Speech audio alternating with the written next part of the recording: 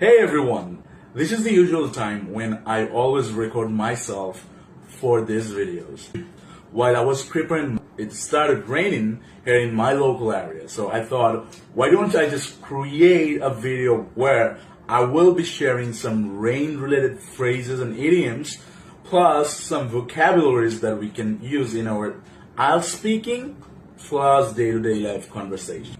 It will be a two-part video where I will be discussing the idioms and phrases in one and the vocabularies and sentences in another one. So, let's get started. আমাদের প্রথম বাক্যটি হলো It's raining cats and dogs. একটু first ওয়েতে বললে আমরা বলতে পারি It's raining cats and dogs. It's raining cats and dogs. So খুব ভারী বৃষ্টি হচ্ছে। তারপর আমরা বলতে পারি A heavy downpour. A heavy downpour. Downpour. A heavy downpour. প্রচন্ড বৃষ্টি। আবার এটাও বলতে পারি The heavens opened. The heavens opened. The heavens opened. যেটা অনেক বেশি নেগেটিভ শো করে এবং এর মানে হচ্ছে হঠাৎ করে অনেক জোরে বৃষ্টি শুরু হওয়া। আবার আমরা অনেক সময় বলি যে আমি বৃষ্টিতে ভিজে গেছে, সো এটাকে আমরা বলতে পারি caught in the rain. Caught in the rain. বৃষ্টিতে ভিজে যাওয়া। Save it for a rainy day. Save it for a rainy day. এর মানে হচ্ছে কি খারাপ সময়ের জন্য কোনো কিছু জমিয়ে রাখা। Come rain or shine. Come rain or shine. এর মানে হচ্ছে কি যাই হোক না কেন। আবার বলতে পারি a rain check. A rain check. এর মানে হচ্ছে কোনো কাজ বা আমন্ত্রণ পরের জন্য রেখে দেওয়া। It never rains but it pours. It never rains but it pours. হচ্ছে কি একবার সমস্যা শুরু হলে অনেকগুলো একসাথে চলে আসে। মানে হচ্ছে কি একটা সমস্যা শুরু হচ্ছে এবং এর সাথে আরো অনেকগুলো চলে আসছে। আবার বলতে পারি chasing rainbows.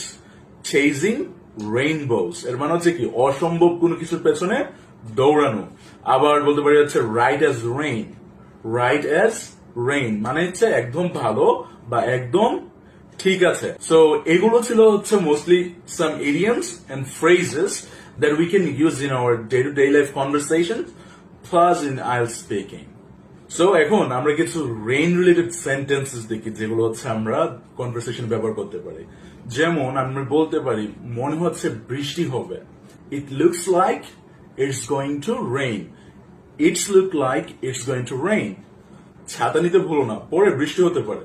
That means আমি কোনো কিছু assume করতেছি। So এটাকে আমি ইংলিশে বলতে পারি Don't forget your umbrella, it might rain later. Don't forget your umbrella, it might rain later. বৃষ্টির কারণে আমাদের পিকনিক বাতিল করতে হলো। So আমরা এটাকে বলবো হচ্ছে we had to cancel the picnic because of the rain.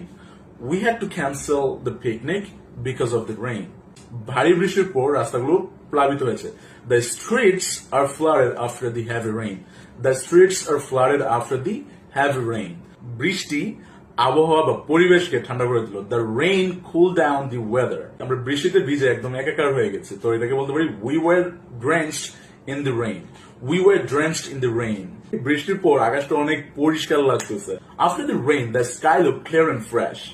After the rain, the sky looked clear and fresh. So এগুলো ছিল হচ্ছে কিছু phrases and idioms এবং কিছু sentences যেগুলো হচ্ছে আমরা কনভারসেশন এবং IELTS স্পিকিং এ দুই জায়গাতে ব্যবহার করতে পারি। সো আমাদের পরবর্তী ভিডিওতে আমরা রেইন রিলেটেড কিছু ভোকাবুলারি নিয়ে আলোচনা করব। Till then, stay connected.